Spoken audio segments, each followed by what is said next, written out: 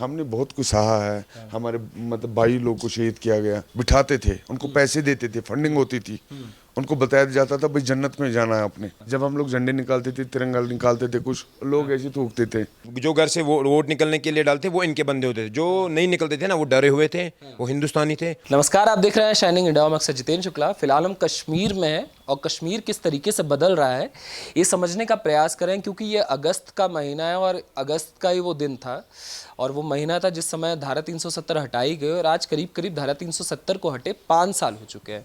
इसमें लोकसभा चुनाव भी हुआ और लोकसभा चुनाव में जिस तरीके से चीज़ें बदलती हुई नजर आई कि उमर अब्दुल्ला अपना चुनाव हार जाते हैं, महबूबा मुफ्ती अपना चुनाव हार जाती हैं और इतिहास का सबसे बड़ा वोटिंग परसेंटेज इस लोकसभा चुनाव में बनता है। कश्मीर में लोग घरों से बाहर निकलते हैं, वोट देने जाते हैं, लोग अपने मतदान का अधिकार का प्रयोग करते हैं। तो आखिर ये बदलाव आया कैसे, किस तरीके से कश्मीर बदल रहा है, ये समझने का प्रयास करेंगे और जानने का प्रयास करेंगे कि आखिर ये पुराना कश्मीर नया कश्मीर में क्या बदला है। तो इसी में हमारे साथ एजाज खान जी हैं, इनसे जानने का प्रयास करेंगे कि आखिर नया कश्मीर है क्या और नए कश्मीर में क्या क्या चीज़ें बदली हैं। एजाज जी बहुत बहुत धन्यवाद, आपने हमें समय दिया। एजाज जी सबसे पहला सवाल, ये जो लोकसभा चुनाव में जो चीज़ें हुई, महबूबा हार जाती हैं, उमर हार जाते हैं, ये तो कहा जाता है कि कश्मीर में 2 ही नाम चलते हैं, एक अब्दुल्ला फैमिली, एक मुफ्ती फैमिली। ये अब्दुल्ला मुफ्ती तो दोनों हार गए। बिल्कुल, मैं धन्यवाद करना चाहता हूँ यहाँ के आवाम को, जम्मू कश्मीर के लोगों को जो इस इतिहास का हिस्सा बने और जिन्होंने इन दोनों जो राजा शाही खानदानों को हराया। एक हिसाब से अगर देखा जाए, अगर इसके मायने देखेंगे ना, बहुत डीप मायने हैं इसका। एक तो लोग नकारते हैं और दूसरा लोग नई लीडरशिप यहाँ पे चाहते हैं। लोग अब खोखले धावे नहीं चाहते, लोग चाहते हैं यहाँ अमन हो, पीस हो, यहाँ पे रोजगार के अवसर बढ़े, यहाँ टूरिज्म अच्छा हो, यहाँ पे लोग खुल के आए, खुल के मतलब जब अमन रहेगा तभी सारी चीज़ें रहेगी। और मैं मानता हूँ इसका श्रेय माननीय नरेंद्र मोदी जी को जाता है। जिस तरीके से एक बदलाव हुआ है, आज जिस तरीके से यहाँ पे काम हो रहा है, परिवर्तन हुआ है। आज स्कूल जलते नहीं है, बल्कि आज स्कूलों में अपग्रेडेशन होती है। बिल्कुल, पहले जलते थे, आज चलते हैं। और मैं मानता हूँ इसका सारे श्रेय जो जाता है माननीय प्रधानमंत्री जी को जाता है। और जैसे आपने बोला धारा 370 हटे हुए 5 साल अब हो गए, मैं बोलता हूँ ये एक ऐतिहासिक स्टेप था और जिससे एक परिवर्तन हुआ। यहाँ पे अक्सर क्या होता था ना, धारा 370 से एक तो ये वुमेन डिस्क्रिमिनेटरी लॉ था, क्योंकि अगर यहाँ की बहनें बाहर शादी करती थी तो उनको यहाँ पे कोई हक नहीं दिया जाता था, है ना। और वाल्मीकि समाज के लोग ऐसे लोग थे जो रिफ्यूजीज थे पाकिस्तान के, कभी आज तक उनको वोटिंग के लिए नहीं दिया जाता था, अधिकार नहीं मिलता था, सरकारी नौकरी में अधिकार, बहुत सारी चीज़ें ऐसी थी जो नहीं हुई। मैं मानता हूँ ठीक है, डेवलपमेंट होती रहेगी, लेकिन जो मानसिक अधिकार है, जो ह्यूमन राइट्स है, उसको भी धारा 370 वायलेट कर रहा था। मैं मानता हूँ उसके लिए माननीय प्रधानमंत्री जी का जो विल पावर है, अपने गृह मंत्री जी का जो विल पावर है, सराहना पड़ेगा। क्योंकि उससे पहले लोग बोलते थे खून की नदियाँ बहेंगी, है ना, बोलते थे तिरंगा उठाने वाला कोई नहीं होगा। आपने देखा आज आप यहाँ आए, तिरंगा हर घर में शान से लहरा रहा है। आज यहाँ तिरंगा रैली हो रही है। मैं एक डीडीसी इलेक्टेड हूँ यहाँ पे। जब हमारे इलाकों में जहाँ कहीं तिरंगा नहीं चढ़ता था, आज दिल से लोग चढ़ाते हैं। आज मेरी माटी मेरा देश के कार्यक्रम होते हैं, आज जनसंपर्क अभियान के कार्यक्रम होते हैं। आज जो यहाँ की एडमिनिस्ट्रेशन है वो डोर स्टेप तक पहुँची है। पहले क्या होता था, एक छोटा तहसीलदार होता था, एक ऑफिसर होता था, वो अपने मन मुताबिक काम करते थे, घरों में बैठते थे।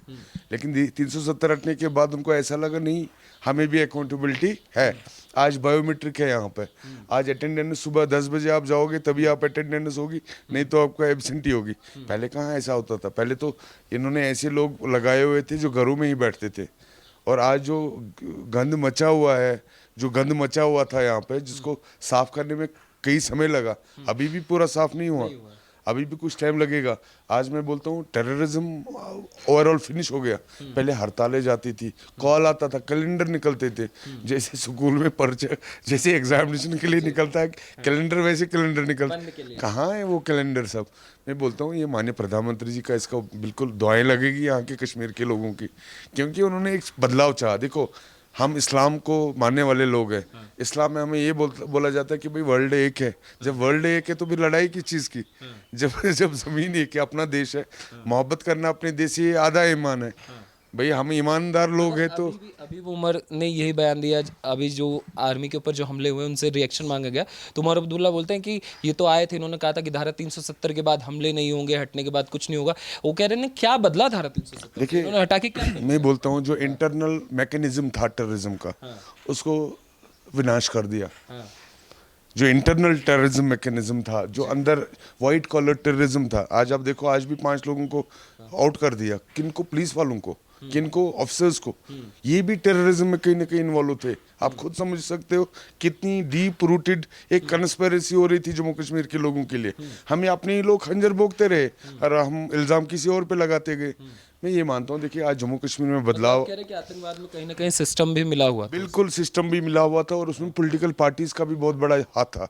जब यहाँ कोई मरता था, कोई आतंकवादी मरता था, उसके घरों में जनाजा पढ़ने जाते थे, उनके घरों में मातमदारी होती थी, उनके घरों में कंपनसेशन भेजते थे। आप एनसी का रूल निकालिए, उनके जब टेन्योर था, दिन में 100 लोग पैलेटों की वजह से मरते थे। उनको वो चीज़ याद नहीं है। आज हम लोग खुश है यार, कम से कम मर तो नहीं रहा है ना कोई, सब लोग जी रहे हैं यार। जिसका बेटा सुबह घर से निकलेगा और शाम को नहीं लौटेगा, क्या गुजर जाएगी उसकी उस माँ पे। आज उसकी माँ को तो कोई कोक उजाड़ नहीं रहा है। आज बिल्कुल ट्रांसपेरेंसी है। और जो आपने आतंकवादी हमले बोले, मैं बोलता हूँ यार, आप समझने की कोशिश करो, इसमें पाकिस्तान, चाइना, 2 मुल्कों के साथ हमारी लड़ाई है। ये एक्सटर्नल मैकेनिज्म से यहाँ पे काम चलाया जा रहा है। उनको लग रहा है कि भाई सब कुछ तो ठीक हो रहा है, तो फिर कैसे हम लोग कैसे खड़े हो जाएंगे? क्योंकि उनका जो इलेक्शन है वहाँ पे भी एक्सट्रीमिज्म है, पाकिस्तान में भी उनका इलेक्शन भी कश्मीर को ही लेके जीते वो लोग, तो उनकी भी तो सियासत बंद होनी है वहाँ पे। मैं ये बोलता हूँ भाई, यहाँ के लोग समझदार है, आज समझ चुके हैं सोशल मीडिया का जमाना है। पहले क्या होता था ना, टीवी पे खबरें आती थी ना, तो 6 महीने पता चलता था किसने क्या बोला। आज लाइव है, आज सब कुछ सामने है। अब मैं बोलता हूँ इसका श्रेय पूरा देश को जाता है। और मेरी देश से भी मोहब्बाना गुजारिश है, जिस तरीके से आपने जम्मू कश्मीर के लोगों के लिए प्यार दिया, आपने करोड़ों की संख्या में यहाँ लोग आए, यात्रा इतनी अच्छे से संपन्न हुई, चल रही है। मैं बोलता हूँ अपने लोगों से मेरी मोहब्बाना गुजारिश है, कश्मीर आपका है, कश्मीरी अपने हैं, कश्मीर हम सबका है। आप भी आइए, विजिट करिए। हमने क्या करना स्विट्जरलैंड को, यूरोप को, मालदीव्स को, हमारे पास इतनी अच्छी अच्छी जगह है। आप आइए, है ना, आ जाइए। यहाँ के लोगों में भी देखिए कुछ जख्म है, जो 30 साल गाँव दिए हैं इन्होंने, उसको तो भरने में थोड़ा समय लगेगा। और अभी भी जो श्रीनगर से सांसद चुने गए हैं, वो जाके संसद में कहते हैं कि 90 वाला दशक वापस आ सकता है। देखिए वो उन्होंने क्रिएट किया था, अब उनकी क्या प्लानिंग होगी वो लोग बेहतर समझ सकते हैं। बाकी ये मानता हूँ भाई, आज अगर आप इसको 90 से कंपैरिजन करोगे, 90 में तो घर घर में लाशें चलती थी, 90 में तो स्कूलों को जलाया जाता था, 90 में इतने रेड्स होते थे जो आज तक नहीं हुआ, इतनी एट्रोसिटीज होती थी, उसमें हिंदू भी मुस्लिम भी। अगर कोई देश के नाम बात करता था ना, उसको सजाई मौत देते थे यहाँ पे। कहता है Indian cricket team Sachin Tendulkar का नाम नहीं ले भाई मैं बोलता हूँ, अगर मैच होती थी ना, अगर मैं अपने देश से मोहब्बत करने वाला हूँ, अगर मैं हिंदुस्तान के नाम कोई क्रिकेट में आउट होता था ना, हम ताली बजाते थे ना, उस पर लोगों को गुस्सा आता था। ऐसा नहीं, उनके ऊपर एक इंस्टीट्यूशनल एक मैकेनिज्म क्रिएट किया गया था। वो लोगों को ऐसे, जब यहाँ छोटे होते थे ना, जब किसी को डराना होता था ना, तो बड़े बोलते थे भाई जनसंघ वाले आएंगे। मतलब इन्होंने ऐसी फ्रेज क्रिएट की थी ना, जिसका माइंड सेटअप कई दशक, मतलब कई जनरेशंस तक रहा। लोगों को क्या क्या कहा जाता था कि क्या होगा आपके साथ अगर 370 हट गया, यही चीजें हो गई, अगर जो आप कह रहे हैं, क्या क्या लोगों को बताया जाता? देखिए मुझे याद है जब हम लोग छोटे थे ना, जब माँ डांटती थी ना, जब हम गुस्सा करते थे, हम लोग को कोई शरारत करते थे ना, तो फिर बोलते थे भाई जनसंघ वाले आ जाएंगे। ये सबसे बड़ी एक कहावत थी यहाँ की। मैं बोलता हूँ आज चेंज हो चुका है। आज आप देखते हो हमारे यूथ है, हमारे भाई है, आपने अभी देखा हमारा कार्यक्रम भी हुआ, बहुत भव्य कार्यक्रम हुआ। मैं बोलता हूँ लोग अब जुड़ रहे हैं और लोग चेंज चाह रहे हैं। यहाँ पे लोग अमन और शांति के साथ, मतलब बदलाव कैसे आया? क्योंकि लोगों ने तस्वीरें देखी है कश्मीर की कि बुरहान वानी जब मारा जाता है तो उसके जनाजे में किस तरीके से लोग उमड़ कर आते हैं, लाल चौक पर किस तरीके से नारे लगते हैं, जो सेपरेटिस्ट होते हैं वो कहते हैं कि हमें चाहिए क्या पाकिस्तान, हम कौन है पाकिस्तानी, पाकिस्तान के झंडे को, ISIS के झंडे को किस तरीके से लाल चौक पर लहराया जाता है, सबने देखा है। वो उन तस्वीरों से इन तस्वीरों पर ये शिफ्ट कैसे हुआ? देखिए मैं मानता हूँ, जो एक मैंने पहले ही बोला, इसमें हमारे सिक्योरिटी फोर्सेस का बहुत बड़ा हाथ है, हमारे पुलिस का, जम्मू कश्मीर पुलिस का बहुत बड़ा रोल है। मैं बोलता हूँ जब आप इंस्टीट्यूशंस को, जो टेररिज्म में इंस्टीट्यूशंस बने थे, जब आप उनको एबॉलिश करते हो, डिमोलिश करते हो, तो उससे एक बहुत बड़ा परिवर्तन हुआ। वो लोग क्या करते थे, रेडिकलाइज करते थे लोगों को, बिठाते थे, उनको पैसे देते थे, फंडिंग होती थी, उनको बताया जाता था भाई जन्नत में जाना है आपने। अब एक छोटा सा बच्चा है, आप उसको ऐसी ऐसी बातें बोलोगे भाई आपको जन्नत में जाना है। मैनिपुलेट किया जाए। जैसे आम लोग जो देख रहे हैं वो समझना चाहेंगे कि कैसे इंसान के दिमाग में ये आता था कि चलो पत्थर उठाते हैं, चलो ये करते हैं, क्या मतलब कहा जाता था? कुछ गलतियां हम लोग की भी रही, मैं बोलता हूँ आपको, हम 100% ये नहीं बोलेंगे कि भाई हमारी कोई गलती नहीं रही। अब क्या होता था ना, मान के चलो हमारे घर में पानी नहीं आया, अब हमने नारेबाजी करनी है तो पानी के खिलाफ करना है। अगर उस टाइम पुलिस का फोर्स यूज होगा या हमें कोई सुविधा नहीं मिलेगी तो वो ही एंटी नेशनल चेंज हो जाता था। एजाज जी, सबने जब हम 2019 से पहले की अगर बात करें तो लगातार वहाँ जब केंद्र सरकार, जब कांग्रेस की सरकार थी तो लगातार ये प्रयास होता था, सबसे ज़्यादा पैसा जो था कश्मीर राज्य के नाम पे कश्मीर को दिया जाता था कि कश्मीर में आतंकवाद कम हो कम हो कम हो, लगातार इतने पैसे दिए गए मगर वो बदलाव नहीं आया। मगर 2019 में जब 370 हटता है तो वो बदलाव की परिस्थितियाँ दिखने लगती है। इतना पैसा खर्च किया गया, सब खर्च किया गया, क्या वहाँ वो मानसिकता नहीं थी? क्या वो लोग चाहते ही नहीं थे ये चीज़ें? बिल्कुल चाहते नहीं थे। मैं बोलता हूँ आप पता करिए, 40 साल पहले यहाँ 1-1 बजे रात को सिनेमा खुलता था। ये अचानक से क्या हो गया?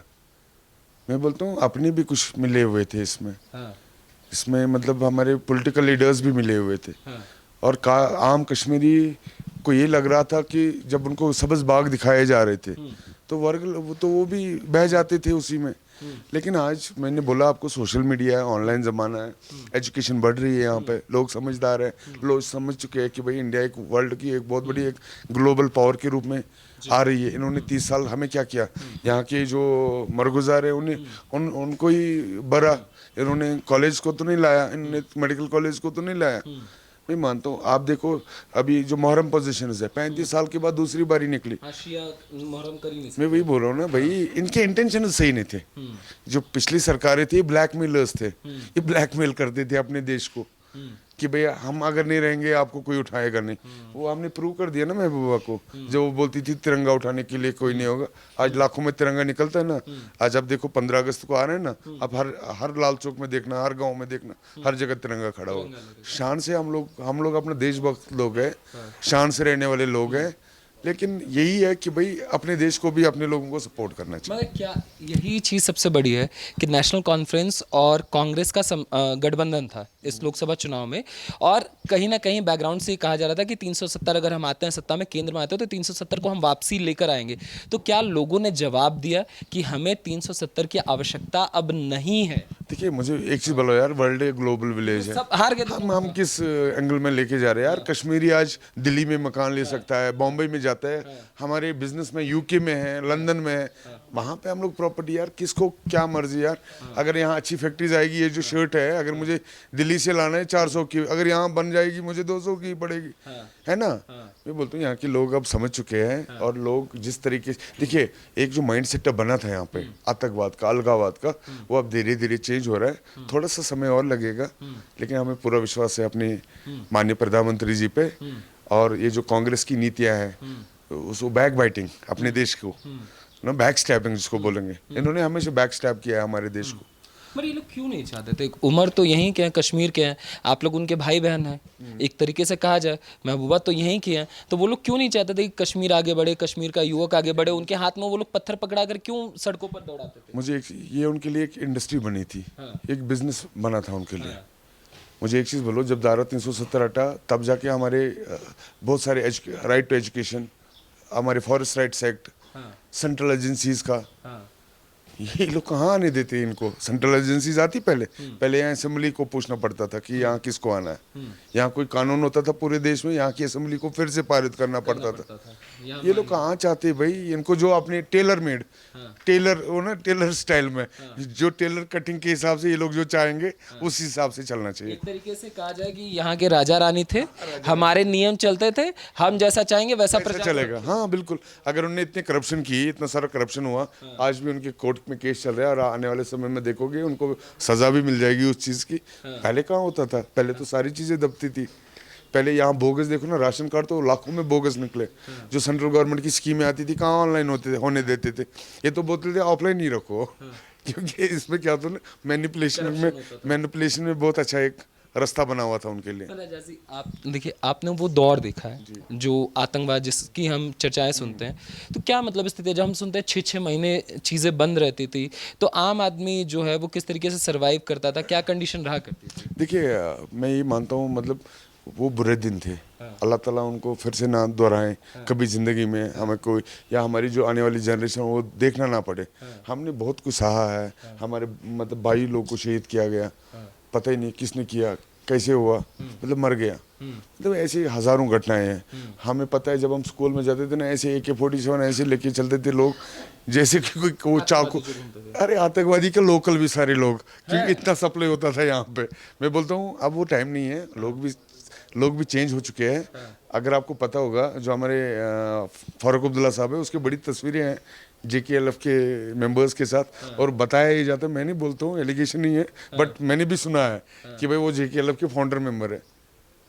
हमेशा तो यही कहा जाता था कि अगर कश्मीर को शांत करना होगा तो सेपरेटिस्ट से बात करनी पड़ेगी, असली शांति पिछला देखिए ना 2019 जो सरकार कांग्रेस की रही हो, लगातार सेपरेटिस्ट से बातचीत का एक लंबा दौर। कोई बातचीत नहीं, मैं बोलता हूँ यहाँ के लोगों से बात करो, डायरेक्टली बात करो, नए लीडर्स को चुनो, नए लीडर्स को एम्पावर करो, नेशनलिज्म को प्रमोट करो, एंटी नेशनल के लिए सख्ती से बरतो। पहले क्या होता था ना, एंटी नेशनलिस्ट को जॉब देते थे।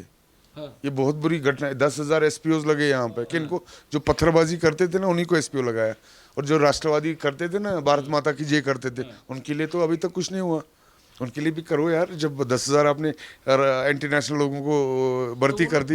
मतलब वो लोग सरवाइव कैसे, भारत माता की जय बोलना उस जगह जहाँ पाकिस्तान के झंडे लहराए जाते थे, पाकिस्तान जिंदाबाद के नारे, अपने आप को पाकिस्तानी माना जाता था, वहाँ भारत का झंडा लेकर जो व्यक्ति घूमता था उसकी क्या स्थिति रहा करती थी? देखिए मैं बोलता हूँ, मैं अपना एक एग्जांपल देता हूँ। मैं मतलब नेशनल पार्टी से 2006 से जुड़ा हूँ। जब हम लोग झंडे निकालते थे, तिरंगा निकालते थे, कुछ लोग ऐसे थूकते थे, और मतलब ना सोशल बाइकआउट होता था कि भाई इन लोगों से बात नहीं करना है। हाँ, काफिर भी हो गए और ये भी, लेकिन हमें पता था, हमें विजन था कि भाई अपना देश है, और हम अपने इस्लाम को मानने वाले लोग हैं, हमारे लिए अपना देश ही इम्पोर्टेंट है। क्या ये 2024 का जो लोकसभा चुनाव था, इसने जो पाकिस्तान का जो नैरेटिव था कि हम जनमत संग्रह कराएंगे, कश्मीर के लोग हिंदुस्तान नहीं पाकिस्तान को चाहते हैं, जो मतलब पूरी दुनिया में UN में लेकर घूमता था, और ये हमेशा कहने का प्रयास होता था कि कश्मीर के लोगों का भारत के लोकतंत्र पर भरोसा नहीं है, अब लोगों का वोट देना, ये सारा देना, क्या पाकिस्तान का जो परसेप्शन था जो दुनिया भर में उन्होंने बनाया था, क्या उसको खत्म, इसके जरिए जो है उसका परसेप्शन खत्म हुआ, और क्या ये बहुत बड़ा बदलाव है कश्मीर के लिए? देखिए अगर आज हमारी डेमोक्रेसी पे विश्वास है, यहाँ इलेक्शंस रिगिंग हुए, अपने मन मुताबिक लोगों को जिताया, और उसी का नतीजा इतने हालात खराब हो गए। मैं बोलता हूँ, मैं मुबारकबाद देता हूँ, आज लोग खुल के आए, निकले अपने मतदान के लिए।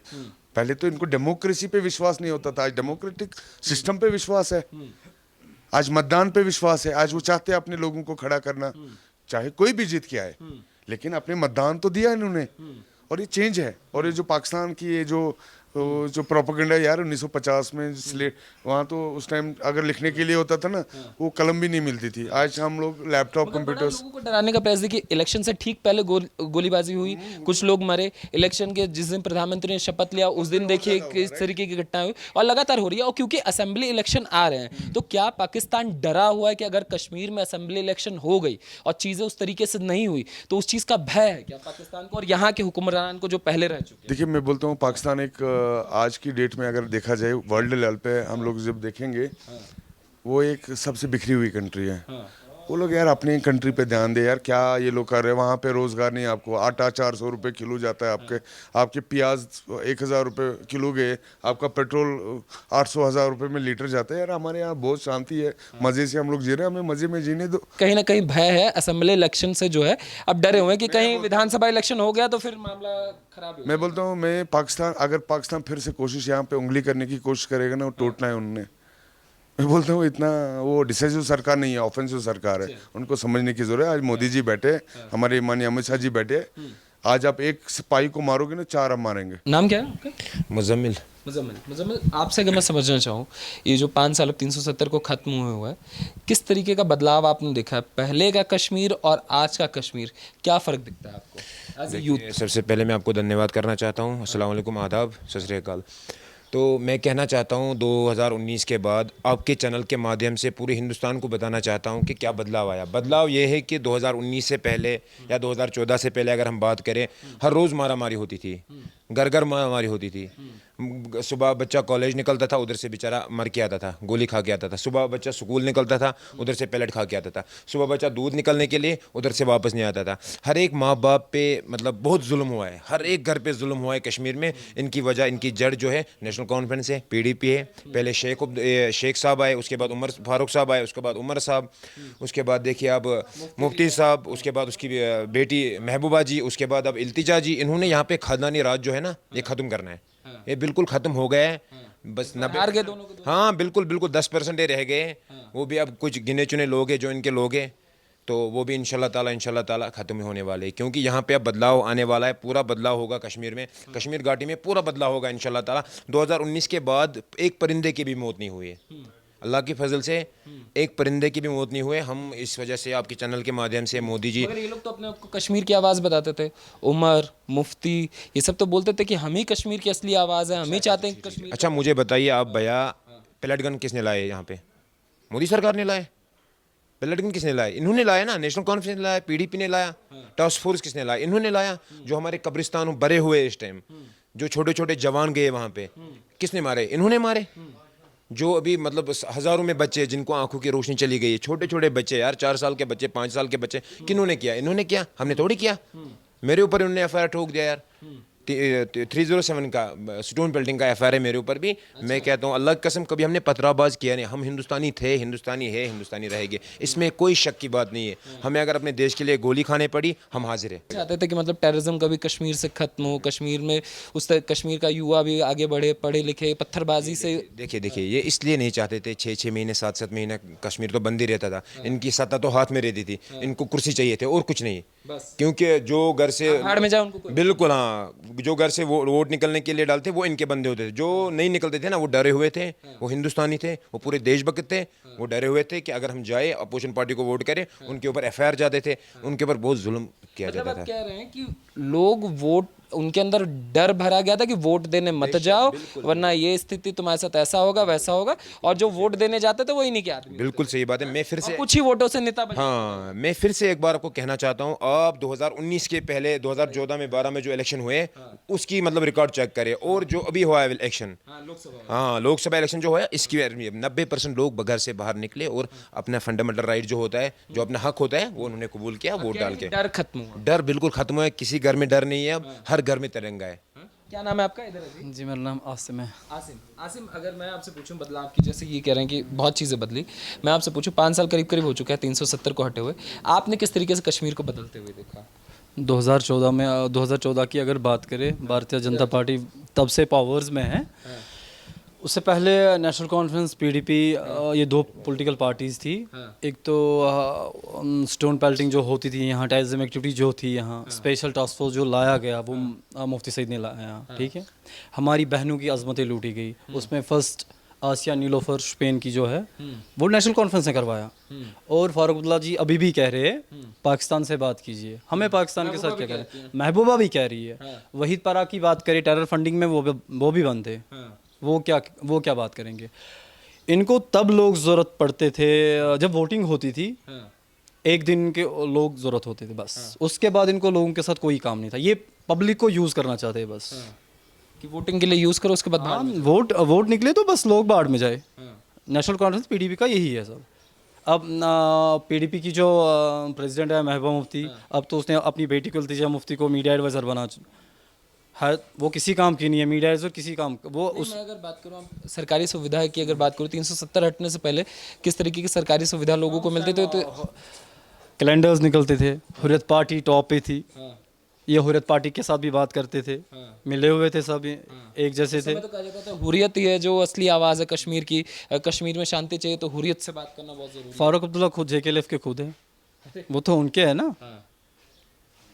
जिस थाली में खाते थे उसी में छेद करते थे। उन लोगों ने यहाँ के नौजवान को मरवाया, यहाँ अटैक होते थे, वो फारूक अब्दुल्ला का सब है। और नेशनल कॉन्फ्रेंस में PDP दोनों ये गिनती करते थे ऐसे, आज हमने 2 मारे, नेशनल कॉन्फ्रेंस कहता आज मैंने 2 मारे, पीडीपी कह रही थी मैंने आज 1 मारा, या आपस में इनको थोड़ा सा ये होता था। फिर उसी के पैटर्न पे जो 2014 से भारतीय जनता पार्टी यहाँ पावर्स में आई, तो उसके बाद सुधार हो चुका, क्योंकि यहाँ से एलजी मनोज सिन्हा गवर्नर जी का भी एक ट्वीट आ चुका है, last stage of anti terrorism activity, उससे भी हमें कहीं ना कहीं के डर है क्या, जो मैंने पहले पूछा कि विधानसभा इलेक्शन होगा, इसको लेकर डर लग रहा है क्या? कॉन्फ्रेंस अभी भी दावा कर रही है असेंबली इंतखाबात नहीं हो रहे हैं। 8-10 को ECI commission of India visit कर रहे हैं जम्मू कश्मीर, डिक्लेयर सब है, असेंबली इंतखाबात हो रहे हैं। 30 सितंबर तक पीएम का भी एक ट्वीट आ चुका था, 30 सितंबर असेंबली इलेक्शन हो जाए किसी भी सूरत में।